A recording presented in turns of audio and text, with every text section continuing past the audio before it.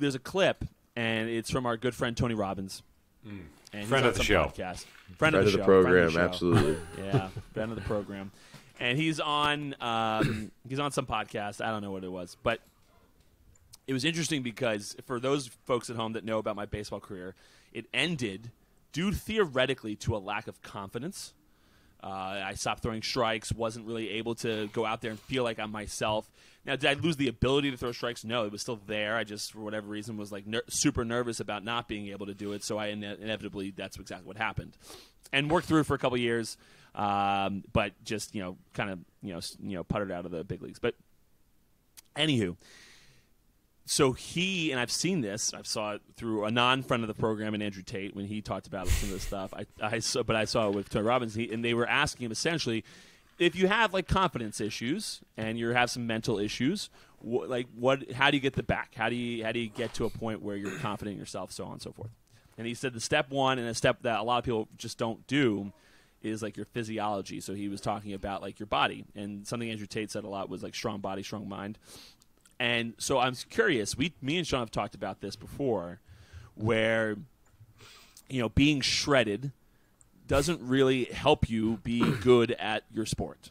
It is what it is, but it's not really all that helpful in regard to your talent and being productive on the field or wherever it is you might be. With that being said, like I never really cared about it.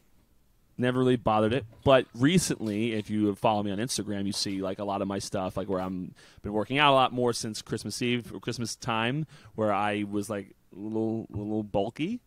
Put on a few. I was carrying a little extra holiday weight at the time, and so I've been working out a ton. I'm like 170 consecutive days, 180 consecutive days now, and dropped like 25 pounds.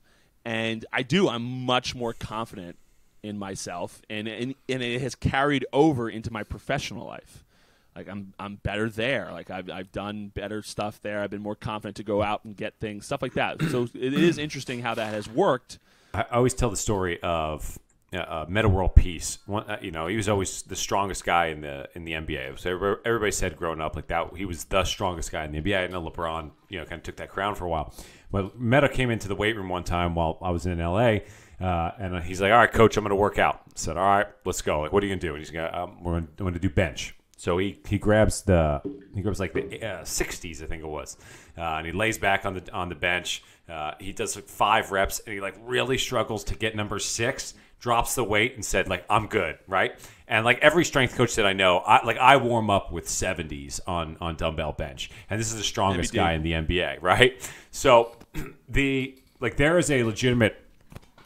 There's a legitimate, especially in baseball more so, but there's a legitimate detriment to your ability to play baseball when you are like a very strong, shredded person. There's legitimate detriment, but less so in basketball. But it's the same there as well. So I think that's the reason you really don't ever really see it in baseball. Like, it's all dad bods for the most. There's a couple of big strong guys, but very few, mostly dad bods. But so there is like it's an added challenge to be strong in baseball and do that. But no doubt, like look good, feel good, play good. Like if you got sick cleats on, you got your glove. I mean, there's a reason that everybody does their superstitions and things like that, because it all leads that into feeling like you're ready to go in that moment. In the brain, what it does is it prioritizes highly emotional events, right? So like, look, I mean, I don't know what you're feeling out there. It would actually be interesting to hear what it felt like, but like.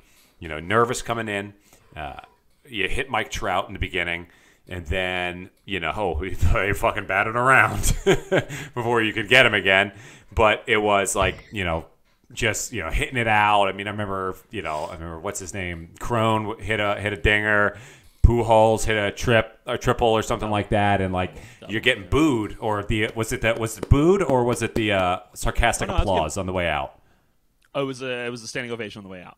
Okay, so like that I mean, like, so a highly emotional event gets prioritized inside of the brain, and it will lean itself on that pathway going forward. So like the yips can theoretically come from just one event because it's highly emotional, and like that's the quickest way to embed any sort of neural pathway or movement pattern inside the body if it's highly emotionalized. And that's why like Tony Robbins, like he really tries to get you to like dig deep and feel the emotions during his seminars, because if you get to feel the emotion and associate it with whatever you're choosing to associate it with, that's where you actually make the change. So for you, unfortunately, in that situation, that was the negative change. I'm very actually curious, like what did it feel like to go through that? Were you nervous? Were you like really nervous coming in? Throwing strikes was always my biggest concern. When I was a kid, I struggled with that as a kid growing up. I'm sure most kids do, but you're only in your own fucking world. So throwing strikes early on was tougher for me. I had a great arm, but it was tougher for me. As I got older, it was my top priority. And even when I was amazing at baseball, like in high school when I didn't fucking lose, going into college and then into pro ball, like all I cared about getting out there in the first couple batters and throwing strikes. And if I did that, it would snowball for the rest of the game. I was fine.